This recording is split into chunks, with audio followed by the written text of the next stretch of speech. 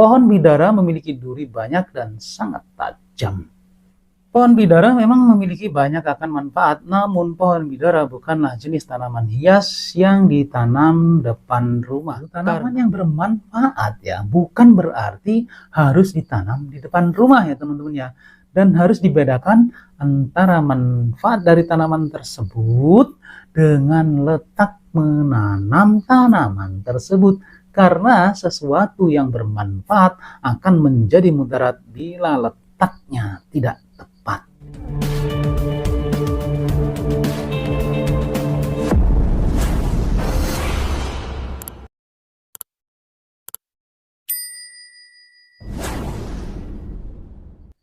Assalamualaikum warahmatullahi wabarakatuh. Salam sejahtera bagi kita semuanya. Salam Om Swastiastu, Namo Buddhaya. Salam kebajikan. Sampurasun, Rahayu, Rahayu, Rahayu. Sahabat E2 TV yang dirahmati Allah Subhanahu wa taala, segala puji hanyalah milik Allah Rabbi yang senantiasa melimpahkan nikmat kepada kita. Nikmat yang terpenting adalah nikmat sehat walafiat, sehingga kita masih dapat ketemu lagi di channel ini, insya Allah diberkahi Allah Subhanahu wa taala. Namun sebelum teman-teman menyimak video ini sampai selesai, bagi teman-teman yang telah melakukan subscribe, like, komen, dan share, saya doakan teman-teman dimudahkan segala urusannya, disehatkan jiwa dan raganya, dilancarkan rezekinya, dan insya Allah mendapatkan uang tak terduga 100 miliar rupiah. Amin ya robbal alamin. Saya rasa teman-teman sudah tidak asing lagi dengan namanya pohon bidara ya. Pohon bidara ini dikenal dengan pohon untuk mengusir jin ya. Manfaatnya seperti itu. Pohon bidara atau widoro yang memiliki nama latin Ziziphus mauritiana adalah sejenis pohon penghasil buah yang tumbuh di daerah kering. Di negara-negara lain, bidara memiliki nama atau sebutan jujube atau jujuba atau apel siam. Ziziphus pincarisi atau dikenal sebagai Caris thorn jujube atau bidara mahkota duri Kristus ya. Tumbuh di daerah Afrika Utara dan iklim tropis serta Asia Barat termasuk Israel atau Palestina. Tanaman bidara dipercaya atau diyakini merupakan bahan membuat mahkota duri yang ditaruh di kepala Yesus Kristus menjelang penyalibannya. Ini informasinya seperti itu ya. Menurut pandangan Islam, pohon bidara disebutkan di beberapa ayat Al-Quran. Seperti ya, dalam Al-Quran surat Al-Waqi'ah ayat 27-28 ya, yang menyebutkan, dan golongan kanan, alangkah bahagianya golongan kanan itu berada di antara pohon bidara yang tidak berduri. Tapi pada kenyataannya ya teman-teman ya, pohon bidara yang ada saat ini, yang bidara Arab ya, itu durinya banyak sekali dan tajam-tajam. Kemudian dalam Quran surat Saba ayat 16 menyebutkan, tetapi mereka berpaling, maka kami datangkan kepada mereka banjir yang besar, dan kami ganti kedua kebun mereka dengan dua kebun yang ditumbuhi pohon-pohon yang berbuah pahit, pohon atsel, dan sedikit dari pohon bidara. Memang pohon bidara memiliki manfaat yang cukup banyak ya teman-teman, baik untuk kesehatan atau kecantikan. Yang paling dikenal itu adalah untuk mengobati sihir ya. Tapi dari sisi manfaat untuk tanaman bidara pastilah ada sisi yang tidak manfaatnya atau efek sampingnya. Tidak semua yang bermanfaat itu akan baik secara keseluruhannya ya. Oke, supaya tidak penasaran, berikut ini adalah beberapa manfaat pohon bidara ini ya. Untuk yang pertama adalah untuk memandikan orang yang masuk Islam atau mu'alaf. Salah satu hadis menyebutkan bahwa beliau masuk Islam.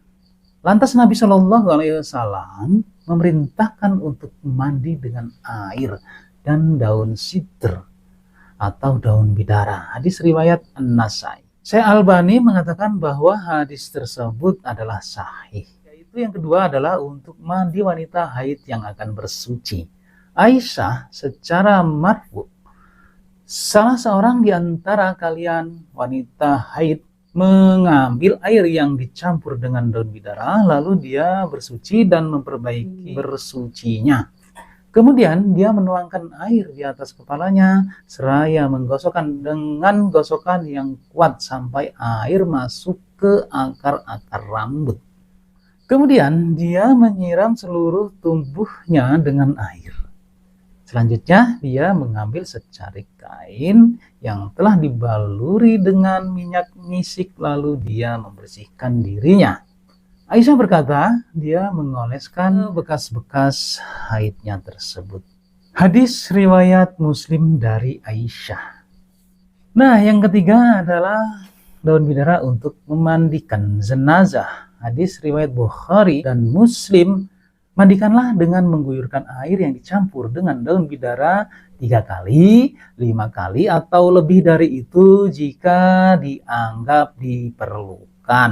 Dan yang terakhir dengan kapur barus atau wewangian lainnya. Selanjutnya yang keempat, untuk menjaga kesehatan tubuh. Daun bidara juga dipercaya memiliki beberapa manfaat untuk menjaga kesehatan jantung, mempercepat penyembuhan luka, menurunkan kolesterol, memperbaiki sistem pencernaan, menurunkan risiko diabetes, mengatasi wasir, mengatasi jerawat, antibakteri, menurunkan berat badan, hingga merawat rambut. Manfaat daun bidara ini dilihat berdasarkan kandungan daun bidara, tapi masih membutuhkan penelitian lebih lanjut untuk mengetahui efektivitasnya. Kemudian yang kelima adalah untuk mencegah depresi. Daun bidara dipercaya bisa menjadi salah satu solusi dalam mencegah hingga meringankan depresi ya. Kandungan yang ada di dalam daun bidara memberikan sebuah efek nyaman dan dingin di dalam tubuh sehingga dapat meringankan gejala depresi yang sedang dialami. Untuk kegunaan daun bidara ini untuk mencegah depresi tentunya dengan menggunakan dosis-dosis tertentu ya, atau melalui orang-orang yang telah berpengalaman dengan tumbuh-tumbuhan ya teman-teman ya. Nah, yang keenam adalah untuk mengusir jin ataupun sihir. Sedangkan Al-Qurtubi menceritakan dari Wahab untuk mengobati sihir. Diambil 7 helai daun bidara, ditumbuk halus lalu dicampur air dan dibacakan ayat kursi dan diberi minum pada orang yang terkena sihir 3 kali teguk, dan sisanya air dimasukkan ke dalam ember yang telah dibacakan ayat-ayat dan juga dicampur bidara, dipakai untuk mandi. Insya Allah akan hilang sihirnya. Dan diutamakan membaca Al-Fatihah, An-Nas, juga ditambah ayat kursi karena ayat-ayat itu dapat mengusir syaitan. Tafsir Ibnu Katsir ya ini ya. Kemudian yang ketujuh ini nih yang mungkin teman-teman kaget ya. Tanaman bidara ini merupakan tanaman pembawa sial. Mengapa demikian? Pohon bidara adalah jenis pohon besar. Tingginya bisa mencapai 5-15 meter. Memiliki daun yang lebat. Tanaman yang tinggi besar akan membahayakan bila pohon itu tumbang. Daunnya akan rontok pada saat musim semi. Pohon bidara memiliki duri banyak dan sangat tajam. Pohon berduri yang banyak dan tajam selain berbahaya akan memancarkan energi negatif. Pohon bidara memang memiliki banyak akan manfaat, namun pohon bidara bukanlah jenis tanaman hias yang ditanam depan rumah karena duri tajam dan energi negatif pada pohon bidara tersebut. Daun bidara yang mudah rontok akan membuat halaman depan rumah menjadi kotor dan kumuh. Lingkungan yang kotor dalam Islam, malaikat pembagi rezeki enggan masuk sehingga rezeki menjadi seret. Duri tajam bidara sangat membahayakan ya teman-teman, apalagi bagi anak-anak. Tanaman yang membahayakan tidak baik ditanam sekitaran rumah. Oleh karena itu, tanaman yang bermanfaat ya bukan berarti harus ditanam di depan rumah ya teman-teman ya. Dan harus dibedakan antara manfaat dari tanaman tersebut dengan letak menanam tanaman tersebut. Karena sesuatu yang bermanfaat akan menjadi mudarat bila letaknya tidak tepat. Jadi bagaimana sih? Kok manfaatnya banyak tapi kok pohon pembawa sial? Jadi tanamlah pohon bidara yang jauh dari sekitaran rumah ya, kasih jarak lah supaya tidak membahayakan. Ada beberapa ayat yang menyebutkan hal tanaman bidara sebagai pohon bidara yang sedikit jumlahnya atau sidrin qalil dalam Quran surat Saba ayat 16. Yang selanjutnya sebagai pohon bidara yang tak berduri, sidr mahdud, itu di Quran surat Al-Waqi'ah ayat 28. Selanjutnya sebagai pohon bidara perbatasan akhir, sidratul muntaha, dan pohon bidara yang diliputi sidrata ma yaghsha. Itu ada di surat An-Najm ayat 13 sampai 16 ya teman-teman ya.